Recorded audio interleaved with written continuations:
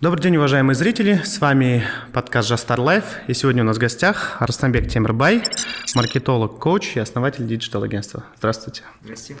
Рад знакомству, рад вас видеть. Спасибо большое, что вы выделили время, приехали сегодня к нам. Как ваши дела? Все керемет, все замечательно, я только рад, что позвали. Спасибо. Вы знаете, Арыстанбек, мы изучили ваш Инстаграм, посмотрели сферу вашей деятельности, посмотрели, чем вы занимаетесь, и на сегодняшний день вам 24 года, а вы уже основатель успешного маркетингового агентства в нашей стране. Спасибо. Насколько я знаю, вы дальше открываете филиал в городе Дубай, и на самом деле вы являетесь неким примером для молодых людей, которые хотят сейчас выбрать для себя эту стезю, непосредственно стать предпринимателями, бизнесменами. И вот такой вот вопрос. В начале вашей карьеры, вашего пути предпринимателя, с какими трудностями вы сталкивались? Спасибо большое за такие слова, спасибо. С какими трудностями я сталкивался? В целом было сложно начинать. То есть сложно было начинать, потому что, опять же, я даже, не так скажу, не начинать было сложно, а было сложно продолжать. Потому что, опять же, начать легко, что такое SMM, да, вот я занимаюсь маркетингом, я занимаюсь SMM, диджитал рекламой и так далее, и точка входа в эту нишу очень простая. То есть пройди 2-3 курса, возьми там тестовые 2-3 проекта, либо за бесплатно ради кейсов, либо же за платно за небольшую сумму, и, собственно, давай стартуй, учись, пробуй и так далее. Трудно оставаться ребятам, вот я также занимаюсь обучением, созданием агентств ребят, и я вот для себя подметил, что трудно больше всего оставаться в этой нише, потому что порог входа легкий, ошибки как бы стоят денег. И потом, собственно, при многих ошибках ребята хотят уйти. Поэтому я тоже с такими ошибками сталкивался. И вот опять же, нужно какое-то мужество, усилие, какая-то упертость, упорство, чтобы остаться, чтобы эти ошибки тебя, так скажем, не выбили из колеи. Поэтому вот одна из первых трудностей. Вторая трудность, наверное, это была недоверие, неверие, невера, вернее, там, близкого окружения, о том, что чем ты там занимаешься. Тогда это еще было 18-17 год, это бородатое время для рекламы, вообще для мира рекламы, когда SMM это был просто посты, а не какие-то сейчас широкие рекламные кампании, когда любой бренд, каждый бренд абсолютно от международного до местного, казахстанского, опять же, транслирует свои ценности, миссии, продажи через социальные сети. Так вот, и для многих это было непонятно. Сейчас там каждый второй SMM-щик, каждый второй таргетолог, фотограф, рилсмейкер и так далее, и это известная, так скажем, ниша. А раньше это было что-то непонятное, и все думали, что это айтишник. Вот, и либо же недо-айтишник, поэтому было какое-то недоверие. Вот, и все думали, зачем тебе, ты что там делаешь и так далее. Я учился в КСГУ в университете, достаточно таком авторитетном, популярном и дорогом университете. И, собственно, я учился на международном праве. И мне даже вот родители говорили, чем ты занимаешься и так далее, зачем тебе это нужно, лучше учись. Но в любом случае, как бы, родители меня всегда поддерживали, но они это делали из любви, конечно же, вот. Но они в любом случае всегда меня поддерживали. В общем, делай, занимайся, но про учебу не забывай. Поэтому вот для молодежи это, возможно, опять же, первые трудности. Трудности закаляют, а не убивают. Вот, ребят. Второе – это неверие. Не верят, не доверяют, это просто, опять же, из любви, это могут быть родители, это могут быть, там, опять же, близкие, друзья, окружение, но, опять же, это все делается из любви, все дело в тебе. Поэтому вот. Спасибо большое. Вы как раз отметили вопрос того, что вот не сломаться, да, в моменты, когда какие-то трудности приходят. Вообще среди молодежи очень такая, особенно Gen Z, да, после 2000-х годов, который родился, у них очень сильно популярно такое понимание, как выгорание. То есть они очень быстро устают от профессии и там, хотят каждые 2 года, условно говоря, менять ее. Вы отучились на международное право. Сейчас работаете в сфере диджитал-маркетинга. То есть как вы в целом относитесь к тому, что обучаться на одного, а работать в другой сфере? И как раз-таки как вы справились, возможно, с этим выгоранием или не опустили свои руки в моменты каких-то сложностей? Я вообще не верю в термин выгорание. И особенно ребята, которые там пишут в дайрект мне, типа, проведи консультацию, диагностику и так далее. Да, я обучаю этому, и вот поэтому ребята пишут. И особенно, если это пацаны, я говорю, вообще можешь не писать даже, если ты выгораешь. Ну, типа, просто работай дальше. Вот, выгорание от чего происходит? От того, что ты там получил какую-то там порцию стресса, а порция стресса это всего лишь там один день, да, из 365 дней в году. И поверь мне, ты больше счастлив, чем несчастлив. Поэтому, ну, у всех бывают серые дни, черные дни тоже бывают, но в основном это серые, а еще больше белых, желтых, красных, фиолетовых дней, поэтому вот, нужно уметь, так скажем, жонглировать этими вещами. Почему не верю в эту историю с выгоранием? Потому что, ну, раз ты взял намерение, то вперед. Если не нравится, так скажем, уходи. Как есть такая цитата Чингисхана, мне она очень всегда, опять же, возможно, девизом моим является, но она мне всегда очень нравилась. Это боишься — не делай, делаешь — не бойся. Поэтому раз взял намерение на путь, то, пожалуйста, не слетай. Замечательно, спасибо большое. Я думаю, что это довольно большой совет и важный совет для многих молодых людей сегодня, которые нас будут смотреть и которые в целом так или иначе выберут путь предпринимательства. Окей, сфера диджитал-маркетинга. Вообще эта сфера предпринимательства, она довольно очень обширная на сегодняшний день, и она довольно быстро сменяющаяся в плане трендов. Я так или иначе в сфере, будучи 10 лет в предпринимательстве, либо в общественной деятельности, всегда сталкивался с некими трудностями и вызовами, которые попадаются у нас на пути, скажем так, пиара, да, наших брендов или наших инициатив. И я думаю, что тут один из основных таких вызовов, которые стоят перед вашими коллегами, это то, что эта сфера очень быстро меняет тренды, задает какие-то новые алгоритмы, правила и так далее. Вот непосредственно вы и ваш бизнес. Какие инновации вы применяете, какие, возможно, новые методики, подходы вы внедряете в свой бизнес для того, чтобы оставаться конкурентоспособными и для того, чтобы расширять свой рынок? Всегда учиться. Абсолютно всему, абсолютно неважно в каких масштабах. Учиться можно даже у шума ветра, учиться можно, сидя в такси, смотря рилсы, учиться можно, смотря тиктоки, учиться можно, смотря подкасты, читать книжки, слушать советы умных людей и так далее. Вообще мы, так скажем, остаемся на рынке достаточно давно, потому что мы начинали в 2019 году, а как СММщик обыкновенный я начал в 2017 году.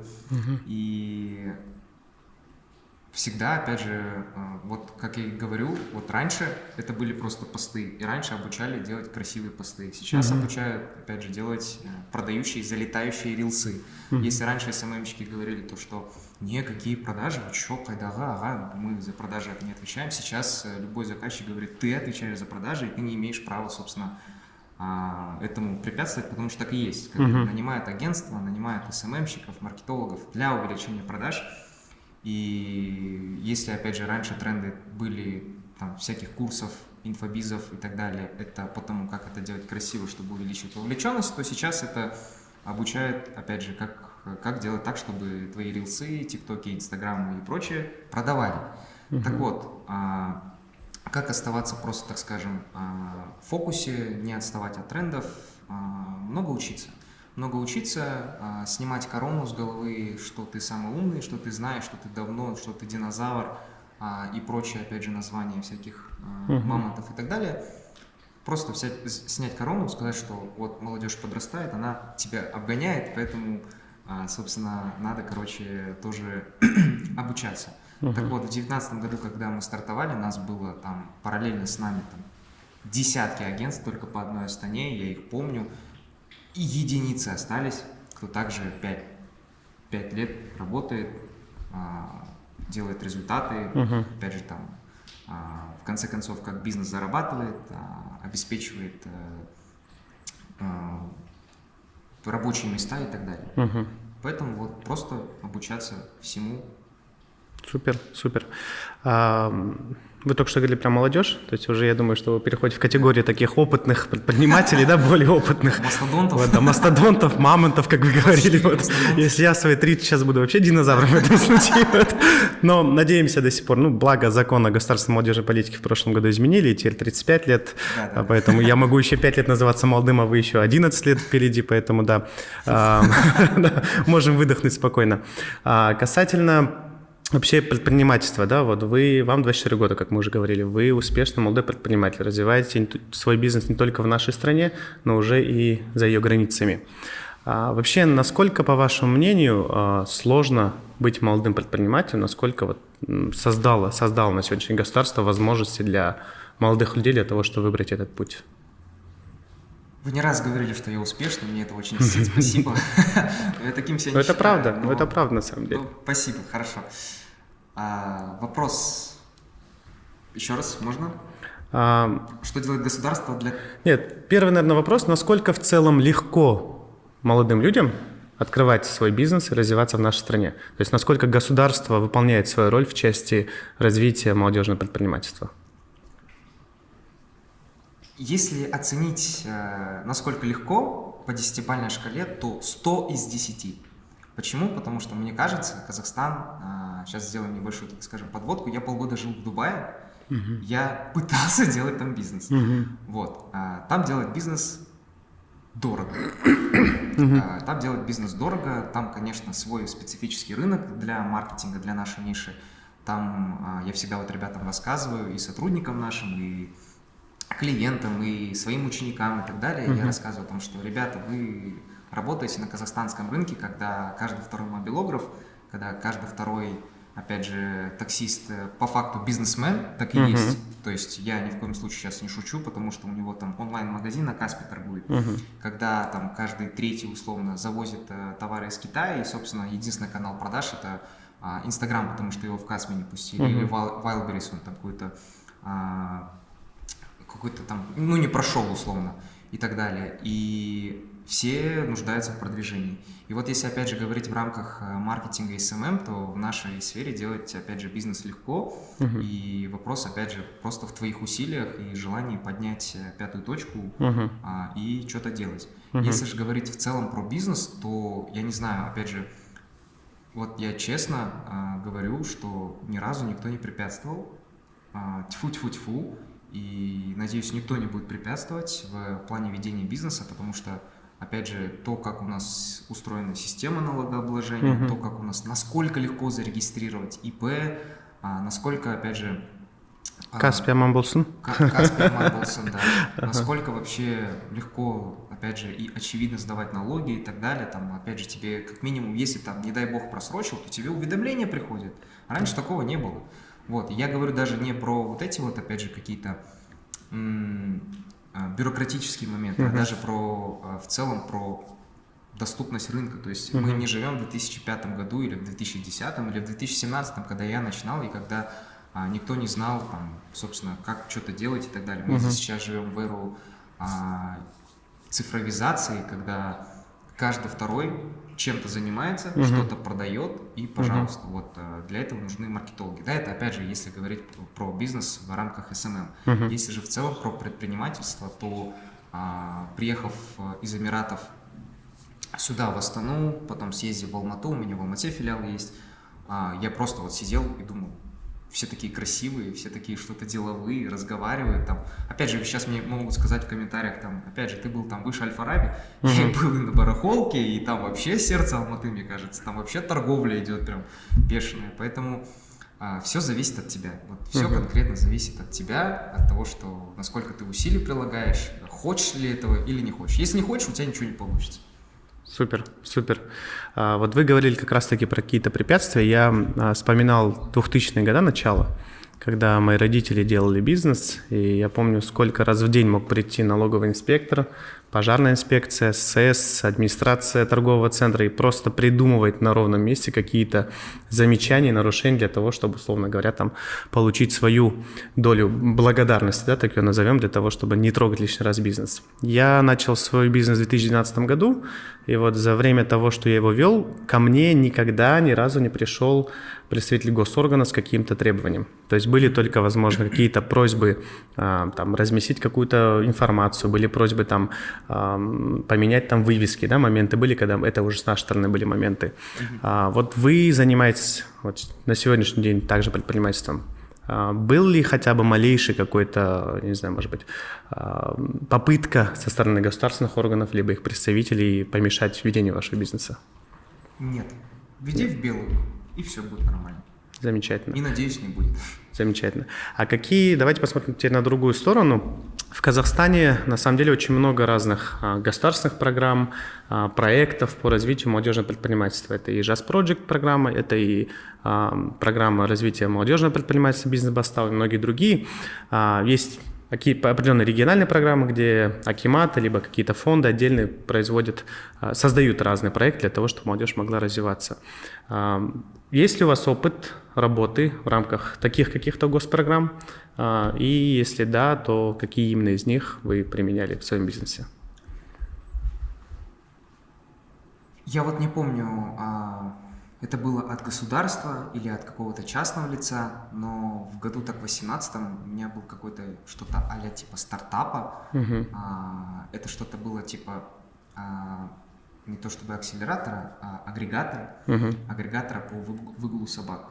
То есть любой там человек может, так скажем, любой собачник, да, может зарегистрироваться, разместить свою собачку, и любой выгульщик мог использовать, так скажем, там, не знаю, окликнуться, что-то типа индрайвера по выгулу собак.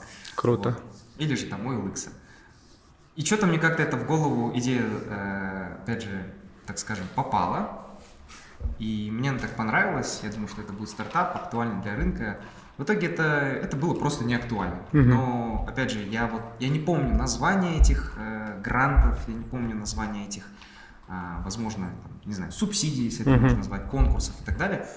Но что-то было такое, я подавался. Вот. Не выиграл, да, но это мои проблемы. Проблемы почему мои? Потому что, опять же, нафиг это кому надо на тот момент. Может быть, для кого-то это будет идея, пожалуйста, ребят, я вот вам подсказал.